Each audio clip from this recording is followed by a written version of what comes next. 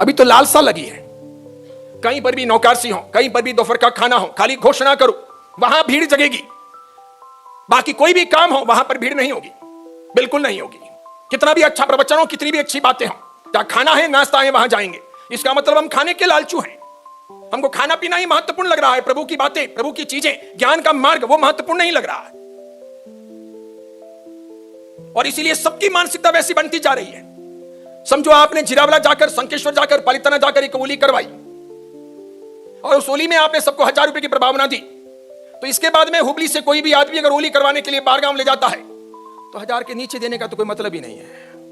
तुरंत कहा जाएगा कि हाँ इतना दम नहीं था, कि उनका जोरदार था, कि खाना भी मस्त था, पढ़ना भी जोरदार था, लाने ले जाने की एसी बसें वगैरह भी थी और 1000 की प्रभावना थी।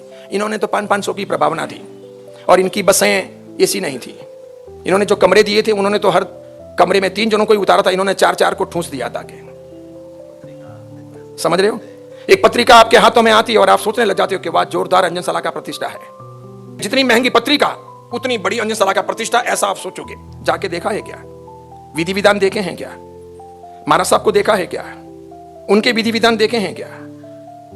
पंडितों को देखा है क्या? किसकी रुचि है?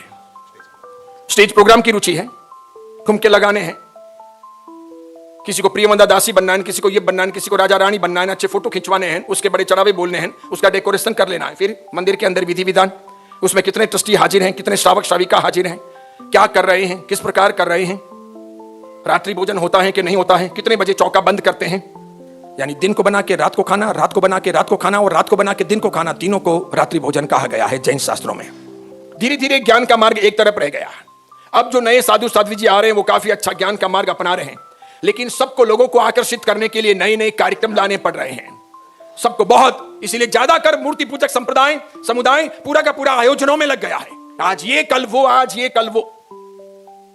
जैसे दीक्षार्थी का कार्यक्रम हो तो रंगोली के लिए, पत्रिका लिखने के लिए, उसकी सांझी के लिए, उसकी हल्दी के लिए, उसके राखी के लिए, उसके अत्तरवाइने के लिए कितना कितना तामझाम, कितना।